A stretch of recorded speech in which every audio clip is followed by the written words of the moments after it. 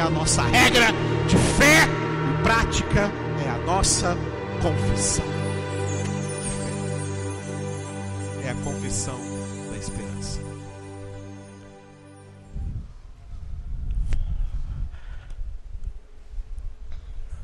Nós vamos terminar esse capítulo 10 amanhã pela manhã.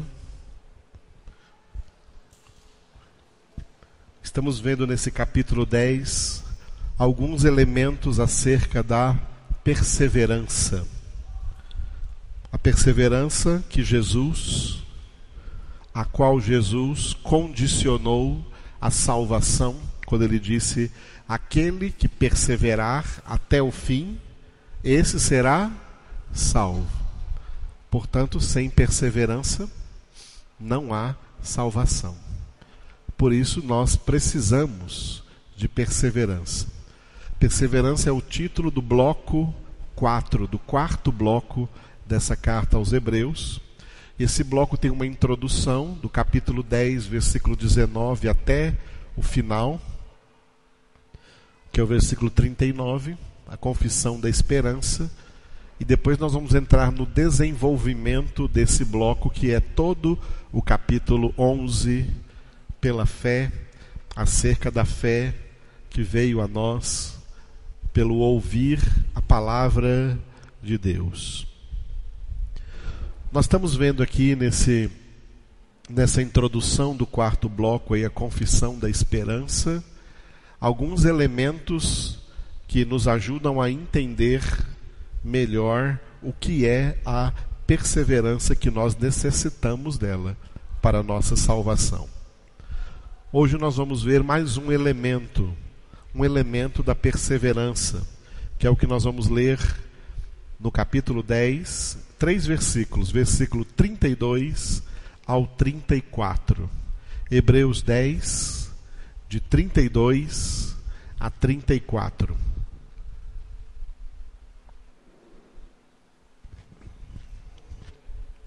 Epístola aos Hebreus, capítulo de número 10, versículos de 32 a 34.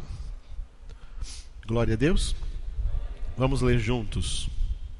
Lembrai-vos, porém, dos dias anteriores, em que, depois de iluminados, sustentastes grande luta e sofrimentos, ora expostos como em espetáculo, tanto de opróbrio quanto de tribulações, ora tornando-vos coparticipantes com aqueles que desse modo foram tratados. Porque não somente vos compadecestes dos encarcerados, como também aceitastes com alegria o espólio dos vossos bens, tendo ciência de possuirdes vós mesmos patrimônio superior e durável. Aleluia. Glória a Deus. Um dos elementos da nossa perseverança se refere à nossa mente. A nossa mente natural, humana, possui uma tendência, por causa da fragilidade que ela tem, desde que nós viemos ao mundo concebidos em pecado, e é por isso que nós precisamos, mesmo convertidos, precisamos de santificação, que é justamente a obra da restauração de Deus em todas essas coisas que as nossas almas foram danificadas.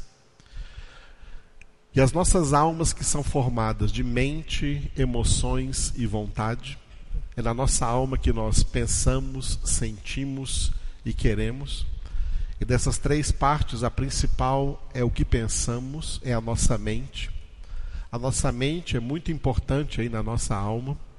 Por isso que está escrito em Romanos, capítulo 12, versículo 2: transformai-vos mediante a renovação da vossa mente. A nossa transformação de vida acontece mediante a renovação da nossa mente, que deve estar sempre sendo renovada pela Palavra de Deus. Palavra de Deus que o Espírito Santo, como está escrito em 2 Coríntios capítulo 3, quer escrever em nossas almas, escrever em nossos corações, escrever em nossas mentes, para que nós sejamos cartas vivas de Cristo. Aleluia. A nossa mente tem um problema. Aliás, tem vários que precisam ser corrigidos. Eu vou falar de um só. Um dos problemas da nossa mente é esquecer as coisas boas e lembrar as coisas ruins. A nossa mente não esquece coisas ruins, mas esquece coisas boas. E é por esta razão, por nossa mente esquecer as coisas boas, que ela também nos leva, muitas vezes, a esquecer as melhores coisas que nós já recebemos de Deus. E quando nos leva a esquecer essas coisas, nos leva também a não mais valorizá-las, não dar a elas o devido valor.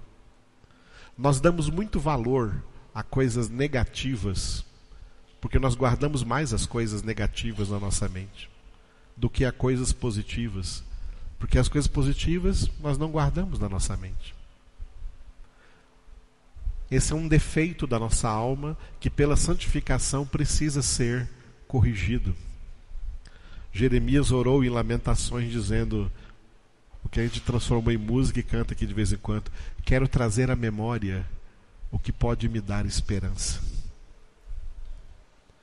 A nossa memória, a nossa mente quer estar sempre trazendo à nossa memória, à nossa lembrança, coisas que nos fazem perder a esperança, coisas que nos fazem perder o ânimo, coisas que nos desanimam. A nossa mente precisa ser restaurada e ensinada a trazer à memória aquilo que pode nos dar esperança e a descartar aquelas coisas que nos fazem perder a esperança. Por isso a palavra de Deus nos traz esse verbo lembrar em situações muito importantes. Aqui é uma dessas situações, mas eu quero ver uma outra ainda com vocês. Aqui no versículo 32 diz assim, lembrai-vos, porém, dos dias anteriores, em que, depois de iluminados, sustentastes grande luta e sofrimentos. Leiam vocês, só o 32.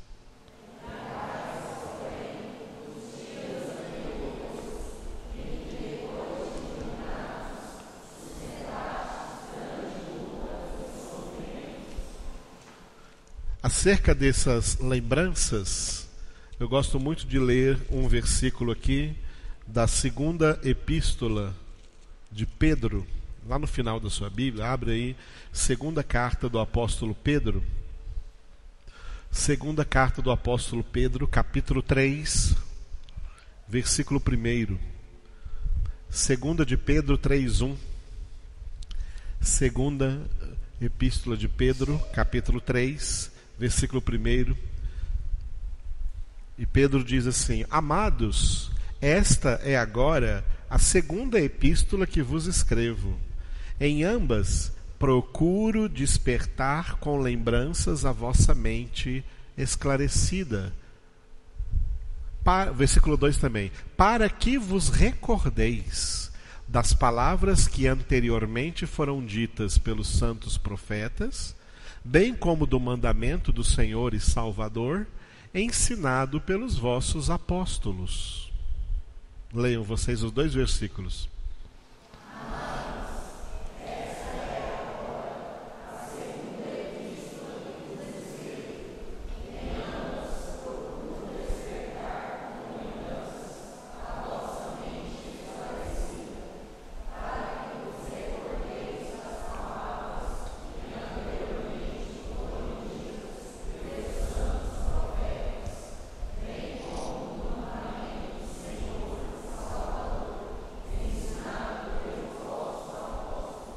Muito bem. O apóstolo Pedro, um dos principais apóstolos do Cordeiro, ele deixou como legado espiritual para nós, dentro da Sagrada Escritura, fazendo parte então dos 27 livros do Novo Testamento, ele deixou duas cartinhas. Duas cartinhas. A primeira de 5 capítulos e essa segunda aqui de 3 capítulos. E nas duas cartas, ele diz qual era o seu propósito. Qual era o seu propósito ao escrever essas duas cartas? Lembrando que ele as escreveu sob a inspiração do Espírito Santo. Por isso as duas cartas de Pedro já não são mais de Pedro, são palavra de Deus para nós. E elas expressam então a vontade de Deus na nossa vida. Pedro, na inspiração, ele escreve o propósito aqui no versículo 1, que é despertar com lembranças a vossa mente esclarecida. Se a mente das pessoas para quem Pedro estava escrevendo já era esclarecida, por que despertar com lembranças? Porque mesmo sendo esclarecidos pela boa palavra de Deus, a nossa mente tem a tendência de relegar essas próprias palavras ao esquecimento. É por isso que a palavra de Deus tem que ser anunciada repetidamente. É por isso que a palavra de Deus tem que ser meditada dia e noite, todos os dias, durante toda a nossa vida. Porque a nossa mente tem uma tendência de esquecer até palavras que nós já recebemos, de esquecer palavras que nós já ouvimos. De vez em quando eu vejo pessoas caindo em questões que já foram pregadas aqui milhões de vezes, centenas de vezes. E essas pessoas ouviram, levei a ler na palavra, levei a repetir, e de repente eu tenho que lembrar para ela, olha, você se lembra dessa palavra aqui? Puxa, é mesmo, tinha esquecido. Está caindo em pecado, está caindo em algum desvio, está caindo em algum problema, porque esqueceu uma palavra que estava dizendo ali acerca disso. Então Pedro fala assim, o meu propósito com essas duas epístolas é despertar com lembranças a vossa mente esclarecida, e veja o versículo 2, para que vos recordeis. Recordar e lembrar é a mesma coisa. Para que vos recordeis, sabe de quê? Para que vos recordeis da Bíblia toda. Para que vos recordeis de toda a Sagrada Escritura. Olha aqui, olha o versículo 2. Para que vos recordeis das palavras que anteriormente foram ditas pelos santos profetas, o Antigo Testamento, bem como do mandamento do Senhor e Salvador, escrito nos 4 evangelhos, Mateus, Marcos, Lucas e João, e ensinado pelos vossos apóstolos no livro de Atos e nas epístolas até o Apocalipse. O versículo 2 é um resumo da Bíblia toda, Antigo e Novo Testamento, para que vos recordeis das palavras da Bíblia. Resumindo esse versículo, para vos recordeis de todas as palavras da Escritura, lembrando que não só de pão viverá o homem, mas de toda a palavra que procede da boca de Deus, não de partes da palavra. Não ser parciais na palavra. Ser totais na palavra. Ter a plenitude da palavra. Quem é de Deus quer ter todo o conhecimento de Deus através da sua palavra. É a palavra de Deus, é por ela que vem a nós, como nós vimos no Provérbios agora, quando nós oramos agora em Provérbios, a sabedoria de Deus.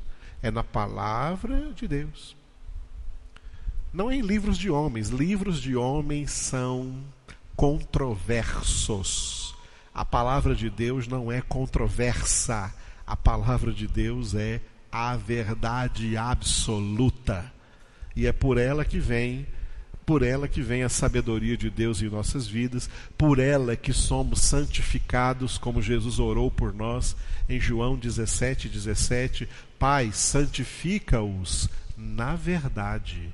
A tua palavra é a verdade.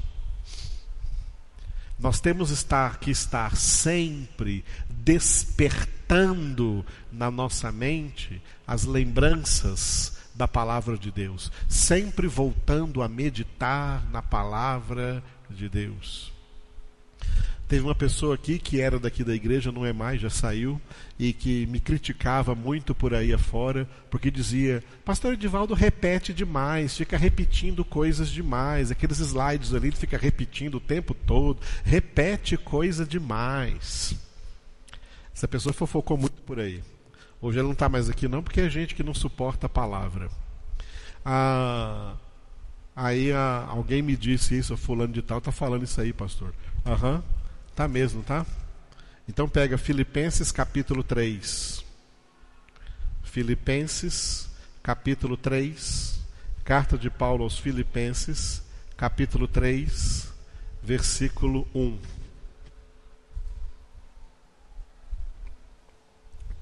Filipenses capítulo 3, versículo 1. Todos encontraram? Alguém não encontrou ainda? Todos encontraram? Quanto ao mais, irmãos meus, alegrai-vos no Senhor. A mim não me desgosta, e é segurança para vós outros que eu escreva as mesmas coisas. Podem ler?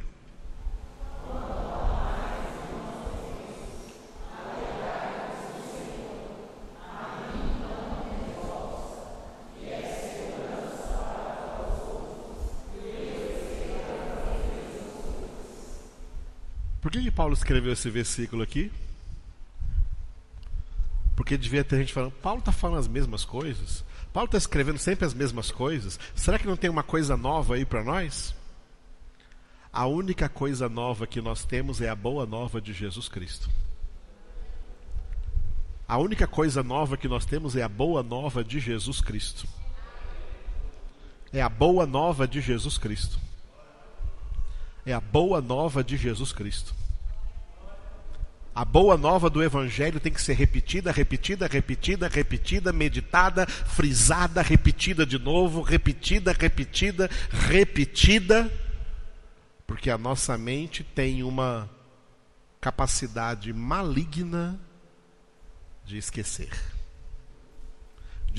o que é bom, de lembrar só do que não presta, mas do que é bom, esquecer. Por isso Paulo diz: olha, a mim não me desgosta. Pensa que eu fico enfadado? Pensa que eu fico entediado em estar aqui falando as mesmas coisas? Em estar aqui escrevendo as mesmas coisas? Em estar meditando as mesmas coisas? De jeito nenhum, isso não me desgosta. Pelo contrário, isso é um grande prazer para mim, poder repetindo essas doutrinas. Repetir a doutrina da santificação aqui na igreja, repetir essas doutrinas que são sãs doutrinas de nosso Senhor e Salvador Jesus Cristo. Paulo diz: a mim não me desgosta, e é segurança para vós. É segurança para vós que eu escreva as mesmas coisas. De que segurança Paulo está falando? De que diante dessa repetição, de estar falando, transmitindo sempre as mesmas coisas, as pessoas vão tendo segurança de não vir a esquecer o que foi anunciado a elas. Tá? De não vir a esquecer do que foi anunciado a elas. A nossa mente precisa estar sempre sendo saturada da palavra de Deus, se lembrando da palavra de Deus, recordando da palavra de Deus, lembrando de coisas muito importantes. É assim que nós também aprendemos a fazer bom uso do nosso passado, Tem gente que faz o mau uso do passado. Tem gente que vive no presente, traumatizado pelo passado e atormentado quanto ao futuro. Inseguro quanto ao futuro. A palavra de Deus nos ensina a viver no presente, aproveitando as experiências e os ensinamentos do passado e adquirindo cada vez mais esperança quanto ao futuro. Aleluia, amados. Então, voltando para Hebreus 10:32, que nós lemos aqui. Lembrai-vos, não se esqueçam, lembrai-vos dos dias anteriores, que já ficaram para trás aí. Lembrar em que, depois de iluminados, o que significa a palavra iluminados aqui? Significa convertidos. A conversão foi quando nós fomos iluminados.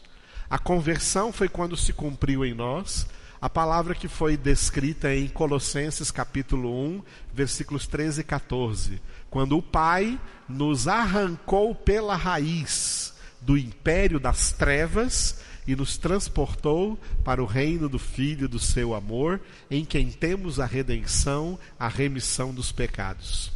Fomos iluminados. Fomos iluminados porque a palavra de Deus veio esclarecer em nossas vidas a Cristo Jesus.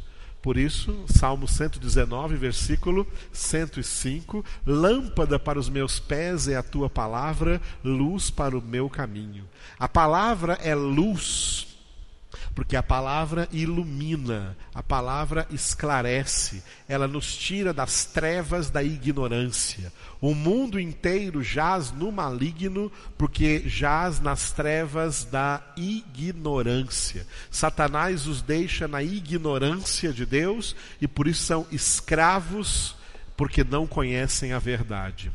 Jesus disse: conhecereis a verdade e a verdade vos libertará. Fomos iluminados. E aqui a carta aos Hebreus diz uma coisa muito interessante. Lembrai-vos dos dias anteriores, depois que fostes iluminados, sustentastes grande luta e sofrimentos. Aqui tem um problema de diferenciação de épocas. Os primeiros cristãos, os cristãos dos primeiros séculos, ao serem convertidos a Cristo Jesus, imediatamente entravam em grande luta e sofrimentos. Porque era uma sociedade onde o Evangelho de Deus ainda estava inicialmente sendo pregado e o campo das pregações onde o Evangelho ia chegando eram campos tomados pelo inimigo, pessoas nas trevas sem nenhum conhecimento de Deus e de Jesus, e o mundo era violento contra a pregação do Evangelho, portanto o mundo era violento contra os cristãos. Nos nossos dias é diferente. Nós somos iluminados, nós conhecemos Jesus e não passamos, amados, por nenhuma grande luta e sofrimento por causa do Evangelho.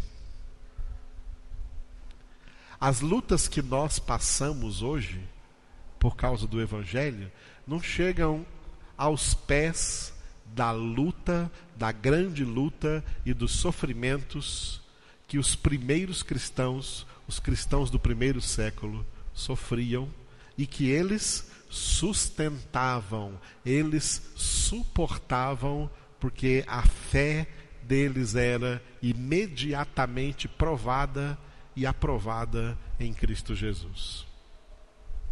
É uma lástima que a gente viva em tempos, numa nação igual o Brasil, por exemplo, que diz aí uma hipócrita liberdade religiosa ou de expressão, aonde o que existe é uma tremenda hipocrisia de autoconformação, onde, amados, nós não recebemos nenhuma perseguição ativa e violenta contra o Evangelho. Daí a maioria dos crentes de hoje, depois que foram iluminados, eles têm problemas para sustentar grandes lutas. Pequenas lutas já os abalam. Pequenas lutas já os desanimam. Pequenas lutas já deixam eles indolentes, parados no tempo. Nem são grandes lutas. Nós enfrentamos pequenas lutas. Nós vivemos numa sociedade que já é muito conformista, muito conformada. Parece que está tudo beleza. Igrejas têm abertas aí em tudo quanto é lugar. O cristianismo faz parte hoje da sociedade.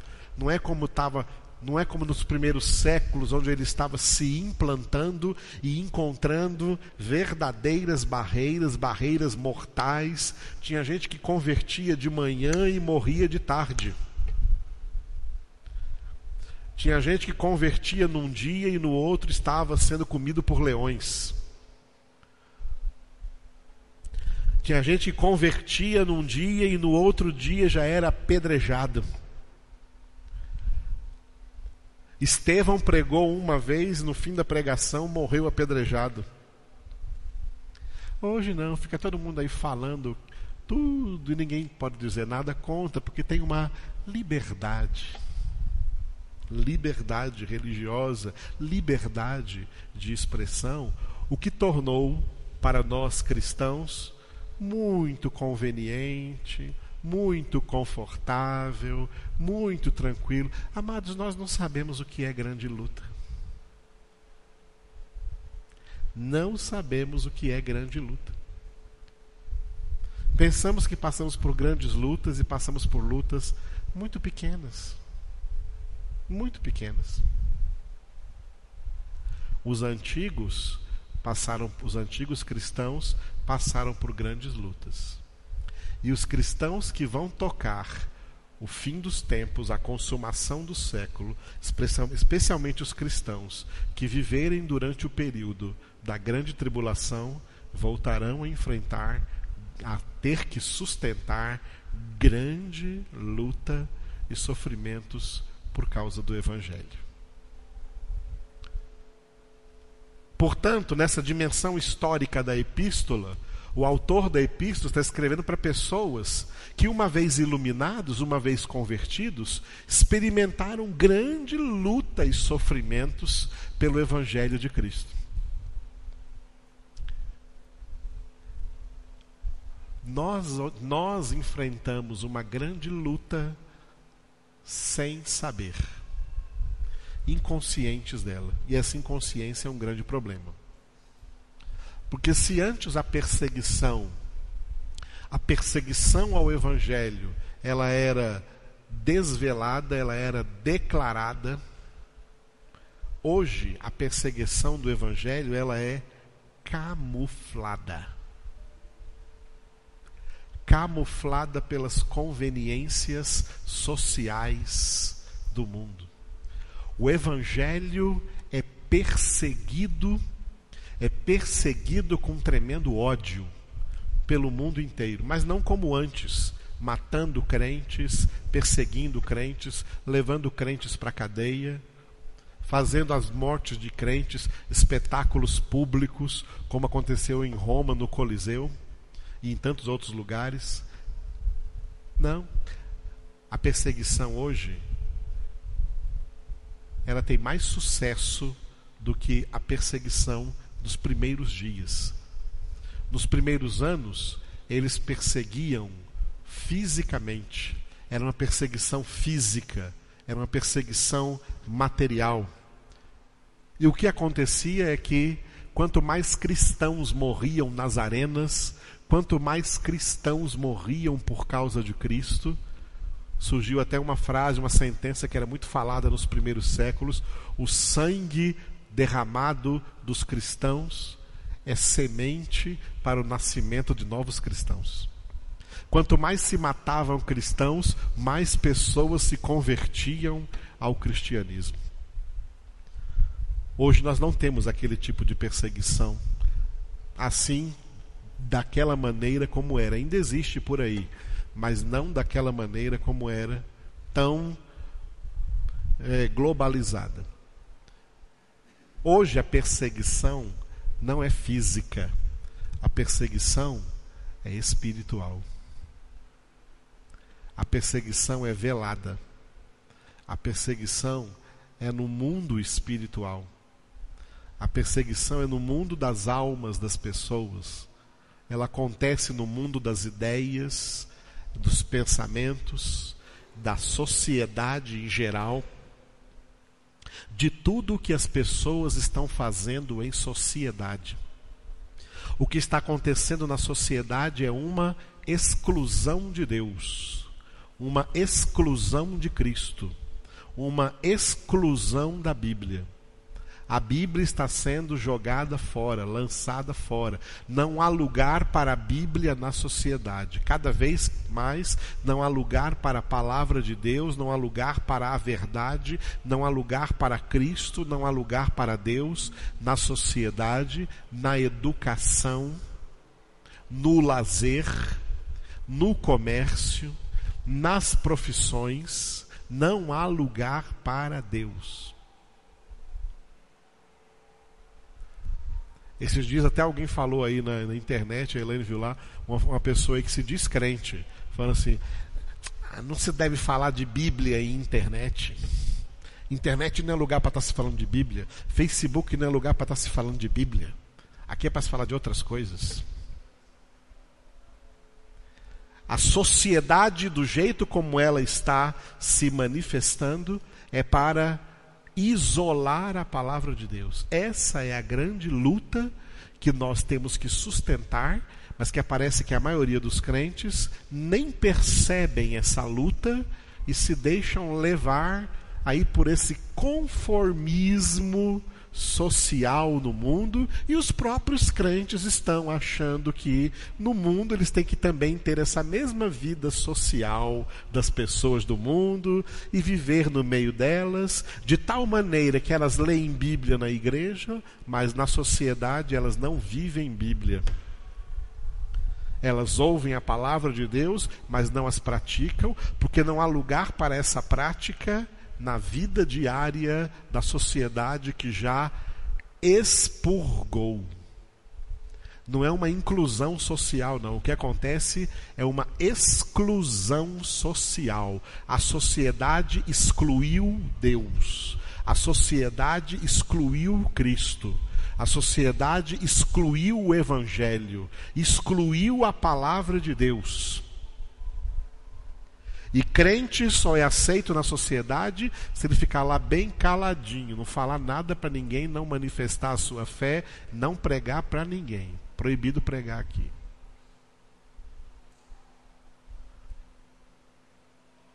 Essa é uma grande luta que nós estamos sustentando.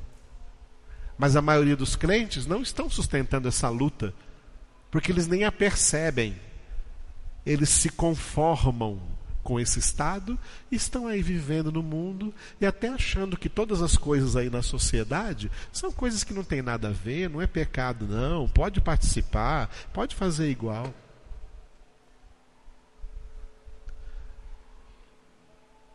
São crentes que foram iluminados, mas que estão agora voltando para as trevas, porque o seu entendimento de Cristo está sendo de novo entenebrecido. Estão se rendendo ao mundo. Os primeiros cristãos não se rendiam ao mundo, eles se rendiam a Cristo e o mundo os matava. Os cristãos de hoje estão se rendendo ao mundo e o mundo os está matando, não fisicamente, mas pior do que isso, os está matando espiritualmente. E crentes tão conformados com o mundo que não suportam nenhum mínimo de sofrimento. Paulo escreveu numa carta aí dizendo assim: a vós outros vos é dado o privilégio de não somente crerdes em Cristo, mas também por Ele sofrer. Era um privilégio sofrer por causa do nome de Jesus. Você lê no final de Atos capítulo 5, os apóstolos sendo chicoteados no sinédrio, e depois que saíram de lá, com os vergões, chicoteados, eles estavam alegres por sofrer afrontas pelo nome de Jesus. Os crentes de hoje não aguentam nada de sofrimento. Mas fulano na igreja, nem é o mundo que o machuca, ele se sente machucado pelos próprios irmãos. Mas fulano disse isso de mim, eu não posso suportar isso. Não existe perdão, não existe suportai-vos uns aos outros pelo amor de Cristo. Não existe palavra de Deus, porque estão muito confortáveis no mundo, já que o mundo não os persegue fisicamente. Já que o mundo não os persegue fisicamente, esses crentes de hoje, eles aceitaram a proposta de Satanás. Satanás é o príncipe desse mundo. E Satanás fez uma proposta para os crentes assim, olha. Satanás fez uma proposta para os crentes assim, olha, vocês fica caladinho aí com o seu Deus e não se intromete no mundo, e eu deixo vocês viver no mundo sem sofrimentos, sem perseguições. E nos tornamos crentes que não incomodam mais o mundo, que não incomodam mais o diabo. Só ficamos nos incomodando uns aos outros, mas não incomodamos o mundo, não incomodamos as trevas, não incomodamos o diabo. Porque o Evangelho virou uma utopia, em que nós ficamos aqui meditando entre nós, mas lá no mundo nós não manifestamos mais isso, não somos sal da terra, somos sal que perdeu o sabor, somos luz que ao invés de ser colocada num lugar alto para iluminar, está escondida debaixo do alqueire, debaixo da cama, não está iluminando mais nada, porque vivemos num mundo conformista e nos conformamos com esse mundo. E isso, amados, é um veneno para a nossa perseverança. A primeira vez que eu falei da perseverança aqui no bloco 4, nesse bloco 4 de Hebreus, nós falamos aí, foi uma quarta-feira, sobre perseverança, e vimos lá em Romanos capítulo 5, que a perseverança, ela é gerada através da tribulação. Nós somos crentes que não gostamos de tribulação. Tiago diz, tem por motivo de toda alegria passar por várias tribulações. Uma tribulaçãozinha nós já ficamos tristes, deprimidos. Meu Deus, eu não posso sofrer isso. E não sabemos tirar disso o melhor, que é a nossa perseverança. Se a perseverança é gerada na tribulação, então nós precisamos de tribulação para que se gere em nós essa perseverança. E nós temos uma grande tribulação aí no mundo. Nós temos uma grande tribulação no mundo. Satanás descobriu e ensinou os seus escravos, ensinou os homens como perseguir o Evangelho. Como perseguir o Evangelho, como perseguir Deus de maneira eficaz. Sabe o que ele aprendeu? A melhor maneira de perseguir Deus, de perseguir Cristo, de perseguir o Evangelho é omissão total. Não falar nada, não tocar no assunto. Vamos falar de futebol, vamos falar de política, vamos falar de moda, vamos falar de dinheiro, vamos falar de festas, vamos falar de viagens, vamos falar de shopping, vamos falar de cinema, vamos falar de novelas, vamos falar de televisão. Tem assuntos em abundância para a gente falar. Negócio de Deus, deixa isso quieto, fala disso não.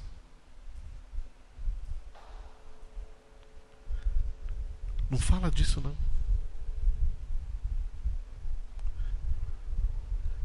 A ordem de Paulo para Timóteo foi, 2 Timóteo capítulo 4. Eu te conjuro diante de Deus e de Cristo Jesus, que há de julgar os vivos e os mortos, prega a palavra. Insiste em pregar a palavra. Prega a palavra se você tiver alguma oportunidade, e se não tiver, porque é isso que o mundo está fazendo, tirando todas as oportunidades de pregar a palavra, não tendo oportunidade, pregue assim também. Exorta, repreende. Tem uma tradução que fala assim, ameaça, com toda longanimidade e doutrina. Porque chegará o tempo em que os homens não suportarão a sã doutrina, mas cercar-se-ão de mestres, segundo a sua própria cobiça, como que sentindo coceiras nos ouvidos, e se recusarão a dar ouvido à verdade, e se entregarão às fábulas. Amados, com certeza, Paulo foi profeta quando escreveu isso, para profetizar os nossos dias. Nós estamos vivendo nesses dias em que o Evangelho é completamente inconveniente à sociedade. O Evangelho é o oposto da sociedade. Quem quer viver o Evangelho vai ser um paradoxo, algo contrário à sociedade. Não existe maneira de viver o Evangelho e ser a mesma coisa que as pessoas nessa presente sociedade estão sendo. Não tem jeito. Não há sociedade entre luz e trevas, entre Cristo e Belial. Não há sociedade entre crente e descrente. E os crentes que querem ter amigos descrentes, pensando que vão influenciados pelo Evangelho, ocorre sempre o contrário. São os crentes que são influenciados pelos descrentes e se desviam do Evangelho. Nunca influenciam crentes. Nunca influenciam descrentes. Mas os crentes são todos influenciados. As igrejas cristãs no mundo, antigamente, não eram influenciadas pelo mundo. Hoje, o mundo está dentro das igrejas. Os crentes e até pastores, líderes de igrejas, todos estão cheios de costumes mundanos, etc. Antigamente, um pastor tinha sua esposa, seus filhos e dava testemunho de família para o rebanho em que ele pastoreava. Hoje tem pastores que já estão aí no 5º, 6º, 7º casamento. Sem falar daqueles que se casaram com homossexuais. E que é tido como normal e aplaudidos na sociedade, nessa sociedade podre que nós estamos vivendo. Amados, nós estamos debaixo de uma grande luta, que não é emocional, que você não consegue sentir, porque ela é velada, ela é espiritual, ela é disfarçada, ela não é declarada como a grande luta que sustentaram os cristãos no primeiro século. Lá era uma luta, uma perseguição declarada. A perseguição agora, ela é mais eficaz. Ela é eficaz para destruir o cristianismo e igualar o cristianismo a qualquer religião mórbida, tá? Que haja aí, qualquer religião falsa que existe por aí, de tal maneira que os cristãos agora são obrigados a respeitar quem é budista, tem que respeitar quem é espírita, tem que respeitar quem é católico, tem que respeitar quem é ateu, tem que respeitar as pessoas, não fala nada contra elas, não fala nada contra a doutrina errada que elas creem. Porque isso pode ser considerado até crime. E os crentes hoje têm medo de ir para a cadeia. Eles não querem ir para a cadeia. Os crentes do primeiro século viviam na cadeia. O apóstolo Paulo viveu mais na cadeia do que fora da cadeia.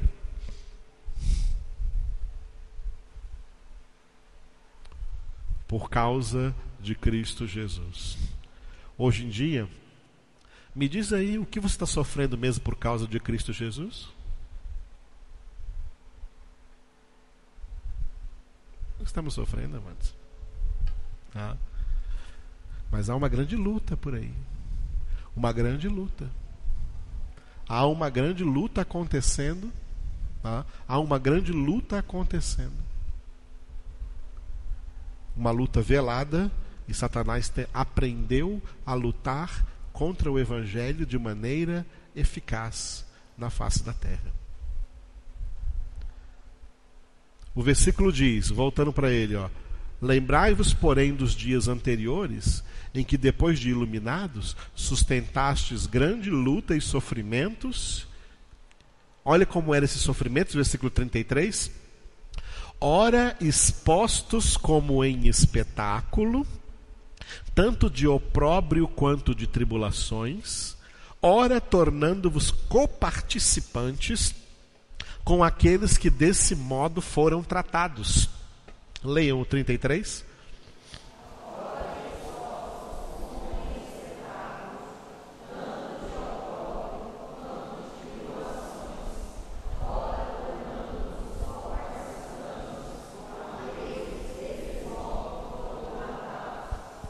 Está vendo como eles sofriam?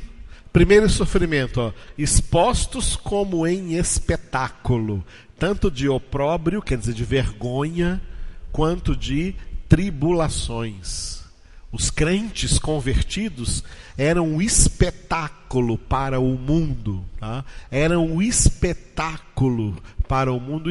Eles morriam nas arenas, as pessoas lotavam os lugares para ver, para assistir. Era diversão dos ímpios assistir crentes morrerem, assistir cristãos morrendo.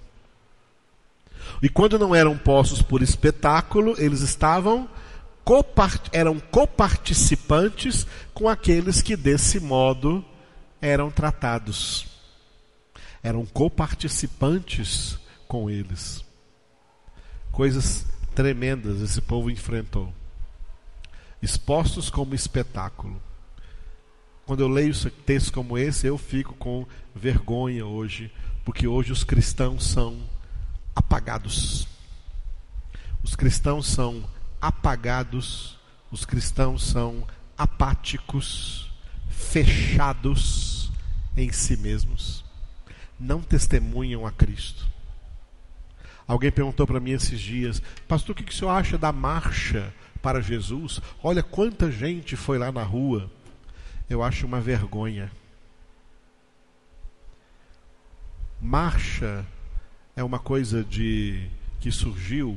O idealismo por trás de uma marcha, a ideia por trás de uma marcha, é uma ideia de tentar impor diante da sociedade alguma ideia que essa sociedade não aceita e tentar de qualquer maneira lançar ali essa ideia por força e por poder. A obra de Deus, Zacarias 4:6, não é por força nem por poder, mas pelo meu Espírito, diz o Senhor.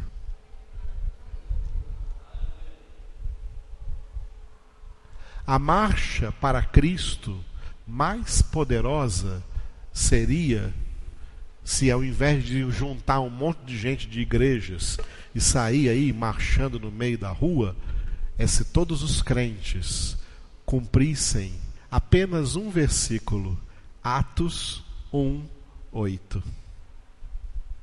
Como que é pelo Espírito? Porque ali é força e violência, ali é força e poder. Como que é pelo meu Espírito? Pelo meu Espírito é assim, recebereis poder ao descer sobre vós o Espírito Santo e sereis minhas testemunhas, tanto em Jerusalém como em toda a Judéia e Samaria e até aos confins da terra. Aonde quer que o crente esteja, ele é ali uma testemunha de Cristo Jesus. Ele é ali sal da terra e luz do mundo. Ele é ali pelo poder do Espírito Santo para abrir a sua boca e anunciar a Cristo Jesus com a sabedoria que lhe é peculiar, porque quem é filho de Deus recebe sabedoria de Deus. Esse é o nosso ministério. O nosso ministério não é nos ajuntar e sair na rua marchando. Isso não faz parte da Bíblia, Jesus nunca mandou fazer isso. Isso é força e poder, força e violência. Não por força, nem por poder. É pelo meu Espírito. Pelo Espírito eles não querem, porque a obra do Espírito neles está apática, está morta, porque eles estão conformados à sociedade. Então eles vão pelo lado humano, pela obra humana, força e poder, achando que uma marcha dessa, os gays fazem a mesma coisa, e a marcha deles é muito mais poderosa, muito mais numérica. Tantos outros fazem por aí a mesma coisa. Deus não mandou fazer isso não. Não. Isso aí é ideia de homem tentando conquistar por força e por poder. Na psicologia tem uma coisa que a psicologia ensina, que se chama de, eles chamam de histeria coletiva. O que é histeria coletiva? É a mania que as pessoas têm de querer se juntar a uma coletividade para demonstrar alguma coisa que ela sozinha não tem coragem de fazê-lo. Pega todos aqueles crentes que estavam na marcha e vê que eles, sozinho na faculdade, não falam nada de Jesus. Sozinho no seu trabalho não fala nada de Jesus. Sozinho na sua vizinhança não fala nada de Jesus. Sozinho no shopping não fala nada de Jesus. Eles sozinho no meio da sociedade não falam nada de Jesus. Eles têm vergonha de Jesus. Eles têm vergonha do Evangelho. Eles estão debaixo daquela palavra que Jesus disse: ai daquele que se envergonhar de mim e do meu Evangelho diante dessa sociedade corrupta, diante dessa geração corrupta. Eles se envergonham do Evangelho. Não é como Paulo em Romanos capítulo 1, versículos 16 e 17. Eu não me envergonho do Evangelho. O Evangelho é o poder de Deus para a salvação de todo aquele que crê. Os crentes de hoje, conformados com o mundo, porque o mundo exclui o Evangelho, porque a sociedade exclui o Evangelho, os crentes têm vergonha de Cristo, têm vergonha do seu Salvador, têm vergonha daquele que foi exposto vergonhosamente, pelado, desnudo e sofrendo na cruz do Calvário até a morte por causa de você, e você tem vergonha dele diante desses seus amigos podres e hipócritas que você faz no mundo e que odeiam a Deus e amam o mundo. Você quer amar o mundo com eles e tem vergonha do seu Salvador. Quer ir para o céu ainda? Pode esquecer. Tem vergonha de Cristo Jesus. Mas na coletividade, onde tem uma marcha, ou milhares de pessoas, eu também vou lá no meio, porque lá no meio dessa multidão aí eu não vou ter vergonha, porque eu estou no meio deles. Isso se chama de histeria coletiva. Alguém que procura uma coletividade para, no meio da sua coletividade, tentar passar uma ideia que ele sozinho, quando está fora da coletividade, quando está no seu dia a dia vivendo, não tem coragem de falar nada porque é um covarde. Os primeiros que ficam fora do reino de Deus, segundo o Apocalipse capítulo 21, fora ficam os covardes. A marcha acontece uma vez no ano. Mas todos os dias do ano nós temos a missão de ser sal da terra e luz do mundo. Todos os dias do ano.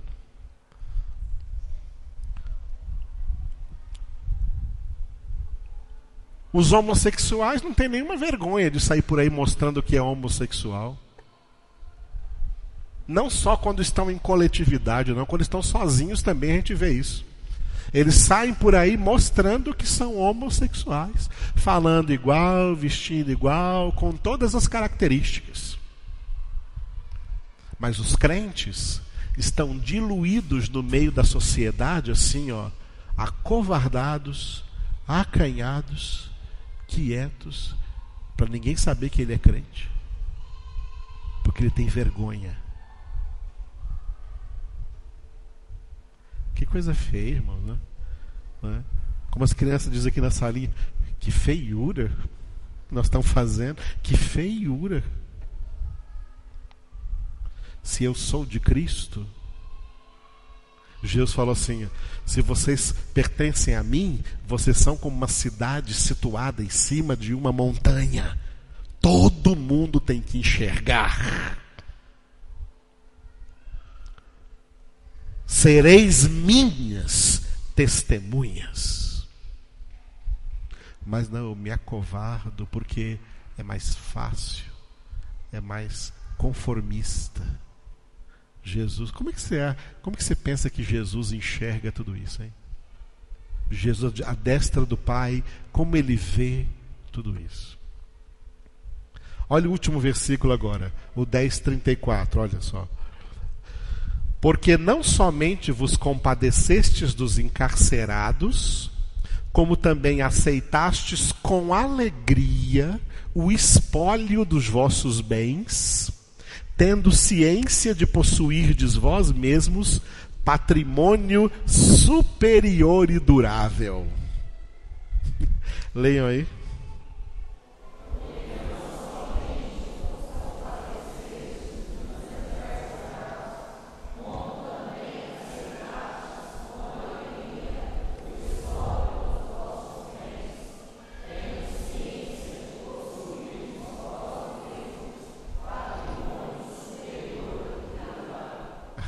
Aleluia. Olha só. Vos compadecestes dos encarcerados. Amados, não é encarcerado, tem gente que cria certas ilusões religiosas. Quando a Bíblia fala de encarcerados, não é para você ir lá para a cadeia, para ficar pregando lá para os que estão lá, porque merecem estar lá. Quando Jesus disse, estive preso e viestes a mim, ele está dizendo que são presos por causa dele, são presos por causa da justiça, são presos por causa do evangelho, são presos por causa da verdade, presos por causa de Cristo. É desses que eles se compadeceram desses encarcerados por causa de Cristo, e foram lá na cadeia orar com eles, levar recursos para eles, levar alimento e roupa para eles, dos que estavam presos ali por causa de Cristo, por causa do evangelho. Então, não somente vos compadecestes dos encarcerados, como também, olha isso aqui, aceitastes com alegria o espólio dos vossos bens. Sabe o que acontecia nas perseguições? Roubavam os bens deles, porque eram de Cristo. Tiravam o ouro e a prata deles. Tiravam o dinheiro deles, dos cristãos, porque eram de Cristo. Os ímpios invadiam suas terras, suas casas e roubavam os bens deles, expoliavam os bens deles. Tá? Hoje eu estou vendo um monte de crente aí reclamando de governo, está sofrendo demais, né? Porque o governo está corrupto demais, e você gosta muito desse governo, você acredita que é o governo que vai trazer justiça para você, e você se une aos revoltosos. O impostômetro está marcando quanto, é tanta corrupção, eu também dá vontade de sonegar, e você está se unindo aos revoltosos, quando os verdadeiros cristãos aqui, aceitavam com alegria o espólio dos seus bens. Sabem por quê? Porque eles tinham ciência de uma coisa, de possuirdes patrimônio superior e durável. Porque quem é de Cristo não ajunta tesouros na terra, ajunta tesouros no céu, onde a barata e a traça não corroem, onde os ladrões não perfuram e não roubam. Oh, meus queridos, quando eu leio palavras como essa e confronto confronto-as com a nossa realidade hoje, eu vejo como o nosso cristianismo foi empobrecido. Virou uma religiãozinha barata, mórbida, sem vida. Eu me lembro da igreja de Sardes, aonde Jesus mandou a mensagem para a igreja de Sardes em Apocalipse capítulo 3, dizendo: tens nome de que vives, mas estás morto.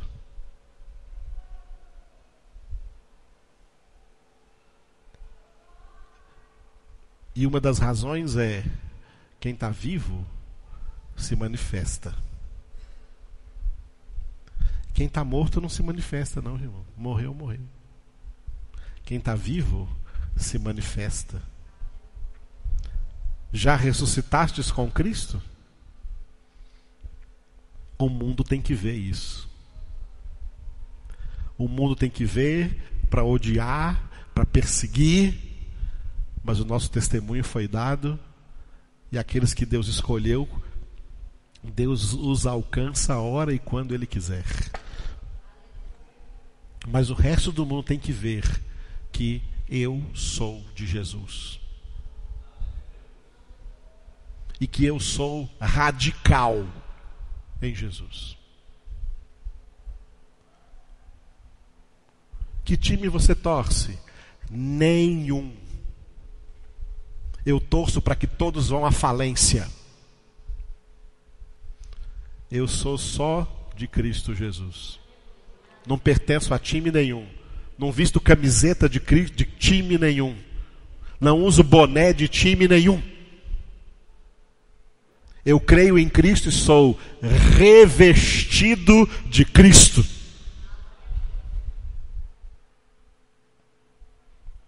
Como cristão, você bebe um pouquinho. Bebo água, até de vez em quando algum refrigerante diet.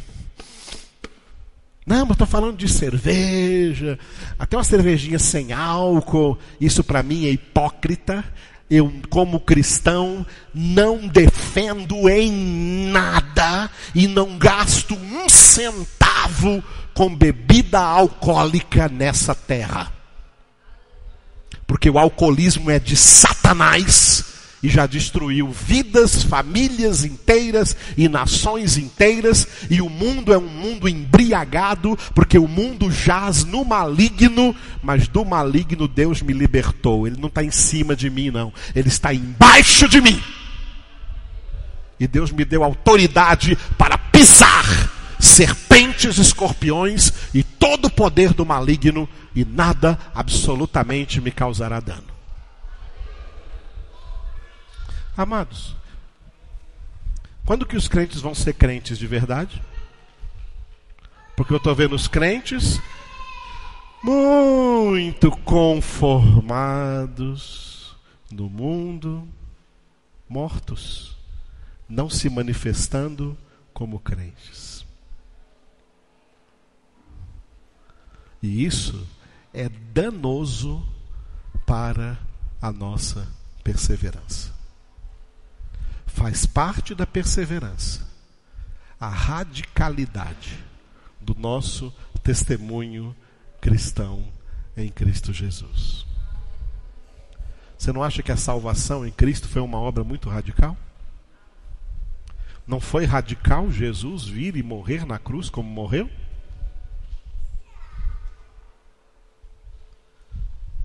Se nós somos cristãos, amados, temos que sê-lo na plenitude do significado dessa palavra.